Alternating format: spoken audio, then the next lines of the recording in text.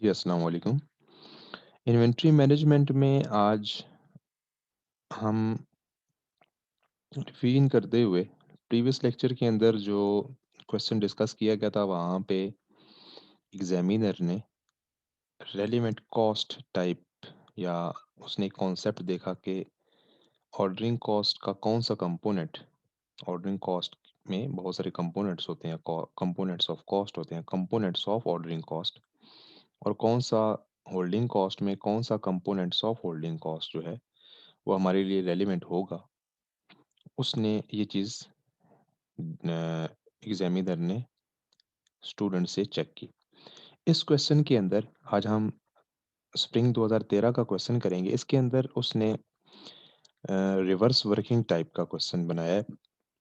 Reverse working करवाइए थोड़ी सी। तो इस क्वेश्चन को गौर से पढ़ लें, देन हम क्वेश्चन डिस्कस करते हैं। ईओक्यू मांगा है इस क्वेश्चन के अंदर उसने। अगेन सॉल्यूशन करते हुए फार्मूला तो एटलीस्ट लिख दो ना। हो सकता है आप सारी की सारी कॉस्ट सही ना कैलकुलेट करो, डायरेक्टली ईओक्यू लिख दिया। फार्मूला तो लिखो यार, इसके तो मार्क्स होंगे ना कम से कम। बस मैंने फार्मूला लिख दिया। कंपोनेंट पी का ईओक्यू मांगा है उसने। क्वेश्चन स्टार्ट करें तो प्राइस ऑफ कंपोनेंट पी लिखा हुआ है, cost of placing an order लिखा हुआ है, पर ऑर्डर कॉस्ट भी आपके पास, इसका मतलब है दे दी गई है। नेक आदमी है तो पर ऑर्डर कॉस्ट हमारे पास आ गई है, हमारे पास गिवन है क्वेश्चन के अंदर ही पर ऑर्डर कॉस्ट। ठीक, टू इंटू अब एनुअल डिमांड हमें पता चल जाए और holding cost per unit per annum आ जाए, वारे न्यारे हो जाएंगे हमारे। Carrying cost per unit per annum, हमारे पास कैरिंग कॉस्ट भी उसने दे दी है। और 10% ऑफ परचेज पर 10% भी बोल देता तो ऑब्वियस सी बात है, परचेज प्राइस का ही 10% होता है। तो आपका 150 का 10% कितना होगा? 15 रुपीज़। इस बेशक आप यहाँ पे शो भी कर दें, 150 का 10% मैंने लिया, 15 रुपीज़ पर यूनिट या पर कंपोनेंट पर एनम। ठीक है, अब हमारे पास एक चीज़ रह गई, दैट इज एनुअल डिमांड। उसने total of holding and ordering cost आपको बताई है। टोटल ऑफ, सबसे मज़े का इस क्वेश्चन के अंदर, बाकी दो चीज़ें जो नीचे वाली चीज़ें हैं वो रेलिवेंट नहीं है रिक्वायरमेंट ए के लिहाज से। स्पेसिफिकली अगर बात करूं तो हमारे पास एनुअल डिमांड कैसे आएगी? आपके पास total of holding and ordering cost दी हुई है। यही इस वजह से कहते हैं कि क्वेश्चन को पढ़ना, एक दफ़ा अच्छे तरीके से पढ़ लेना, सुकून से पढ़ लेना और उसको समझना आधा क्वेश्चन करने के मुतरादिफ है। क्वेश्चन जहाँ पे स्टार्ट हुआ तो उसने कहा था the product requires a specialized component P which R L procures from a supplier using economic order quantity. हमारी कंपनी ईओक्यू फॉलो कर रही है और ईओक्यू ऐसा पॉइंट होता है जिसके ऊपर एनुअल ऑर्डरिंग कॉस्ट इक्वल होती है एनुअल होल्डिंग कॉस्ट के। जिसका मतलब ये हुआ कि कंफर्म है कि 3,000 रुपये में 1,500 रुपया ऑर्डरिंग कॉस्ट है, एनुअल ऑर्डरिंग कॉस्ट है, और इसके अंदर 1,500 रुपीज़ एनुअल होल्डिंग कॉस्ट है। ठीक, ये समझ आ गई? अच्छा, हमारे पास एनुअल डिमांड कुछ नहीं समझ आ रहा, हम दोनों फार्मूलाज पुट कर देते हैं। एक होता था एनुअल ऑर्डरिंग कॉस्ट का फार्मूला, क्या होता था?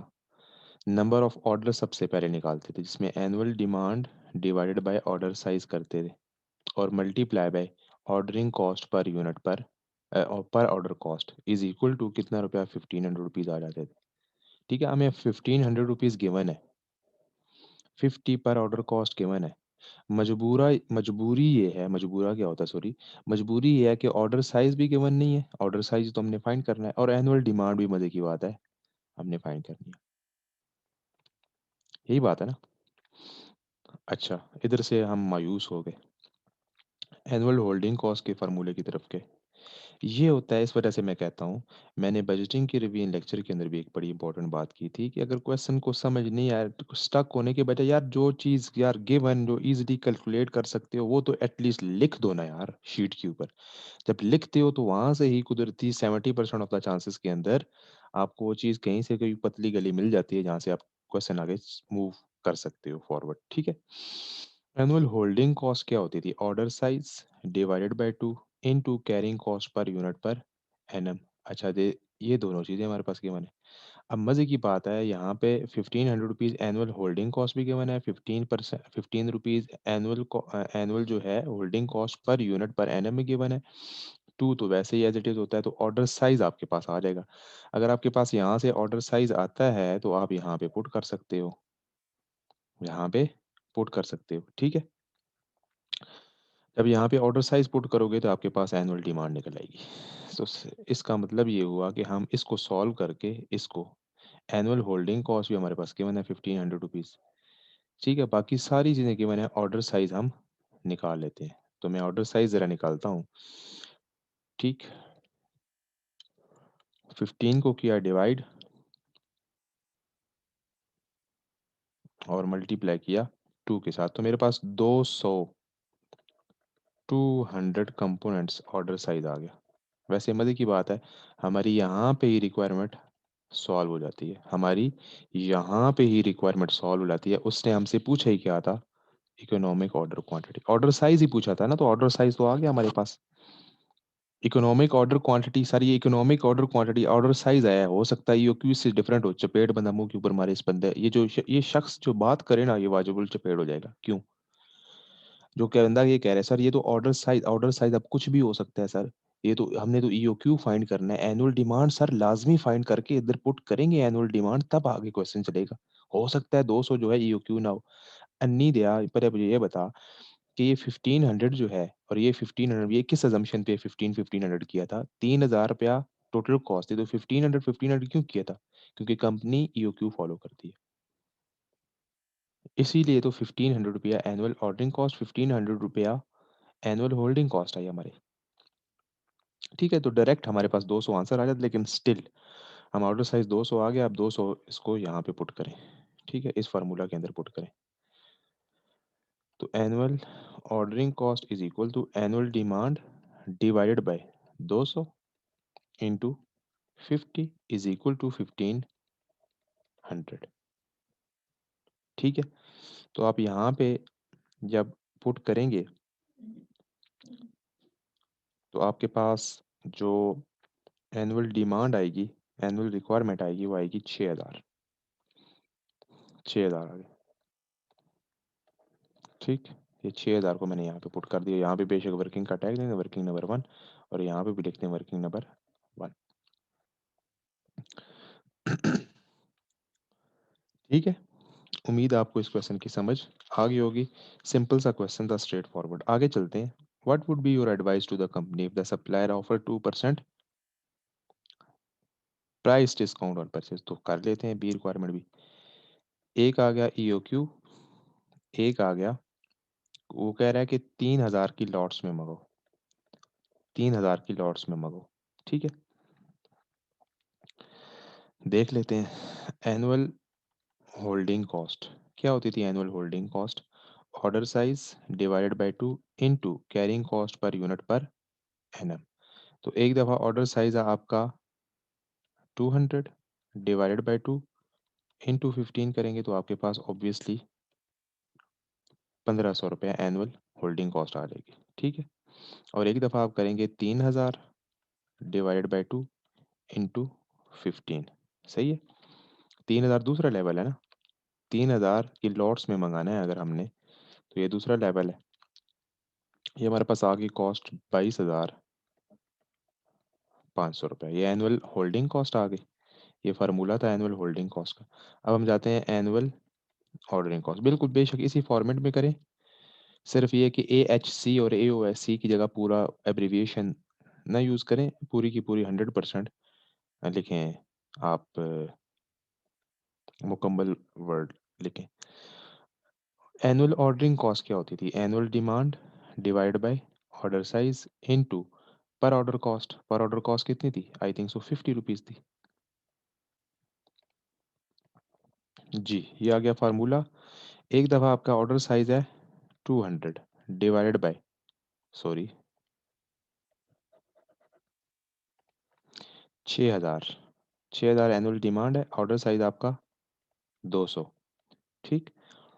30 ऑर्डर आ गए, इंटू 5 किया, तो आपके पास 1500 रुपीज़ एनुअल ऑर्डरिंग कॉस्ट आ गई। दूसरे लेवल पे क्या होगी जी? दूसरे लेवल पे आपके पास जो ऑर्डर साइज़ है वो कितना है? 3000। तो इसका मतलब है 2 ही ऑर्डर हो सकेंगे, डिवाइड बाय 3000 इंटू 50। देखो एनुअल ऑर्डरिंग कॉस्ट बहुत ज़्यादा कम हो गई है यहाँ पे, इस लेवल पे। वो कितनी हो गई है? 100 रुपीज़। लेकिन मैंने एक लेक्चर नंबर 1 के अंदर बात की थी कि इसका कोई ईओक्यू का मुकाबला नहीं कर सकता जब तक सिर्फ़ आप 2 कॉस्ट की बात करें। कैलकुलेट कर लें, 22,500 प्लस 100, 22,600, और यहाँ पे सिर्फ़ 3000 रुपए कॉस्ट आ रही है, ठीक? यहाँ पे इस क्वेश्चन के अंदर हमारे लिए परचेज़ प्राइस भी क्या बन जाएगी? रेलेवेंट कॉस्ट बन जाएगी। क्यों? क्योंकि परचेज़ प्राइस दोनों के अंदर क्या होगी? दोनों ऑप्शंस में डिफरेंट होगी। डिस्काउंट की वजह से, ठीक है? डिस्काउंट की वजह से। क्योंकि एक जगह हमारे पास परचेज़ प्राइस होगी 150, हमारी एनुअल डिमांड कितनी है? 6000 कंपोनेंट्स हैं, और ईओक्यू पे हमें 1 यूनिट कितने का मिलेगा? ₹150 का। जबकि दूसरे लेवल पे हमें हमें 6000 यूनिट्स मँगाने हैं, हमें 1 यूनिट कितने रुपए का मिलेगा? 2% डिस्काउंट पे मिलेगा, दूसरे लफ्ज़ों में 98% रुपीज़ का मिलेगा। 98% रुपीज़ का मिलेगा, ठीक है? तो कर लेते हैं जी, 150 इंटू 0.98 इंटू 6000 रुपीज़। हमारे पास ये आ गया 2000 रुपीज़, और ये आ गया 6000 इंटू 150, 9 लाख रुपए। कितना आ गया जी? 9 लाख रुपया। सही है? समझ आ गई? अच्छा जी। अब देखें, आप अगर इस जी, यहाँ पे आप टोटल कर लें कॉस्ट का, तो आपको पता चल जाएगा कि जिस पे कम कॉस्ट आएगी वो हमारे लिए डिसीजन पॉइंट बन जाएगा। तो यहाँ पे 9 लाख 3000 रुपये आ रहेगी। यही बात है ना? ये तो मैंने 90 लाख 3000 रुपये लिख दिए। 9 लाख 3000 रुपये कॉस्ट आ गई हमारे पास यहाँ पे। और यहाँ पे कितनी आएगी? 8,82,000 रुपया प्लस 22,500 प्लस 100 रुपीज़। तो ये मेरे पास आ गया 9,04,150 रुपया। तो नहीं, अभी द ईओक्यू बेस्ट है, ठीक है? इस पे ऊपर कम कॉस्ट पड़ रही है। ईओक्यू के मुताबिक हमें क्या करना चाहिए? ऑर्डर करना चाहिए। सही है? तो ये था हमारा रिवर्स वर्किंग टाइप का क्वेश्चन। तो इस तरह के क्वेश्चन भी एक्सपेक्टेड हो सकते हैं।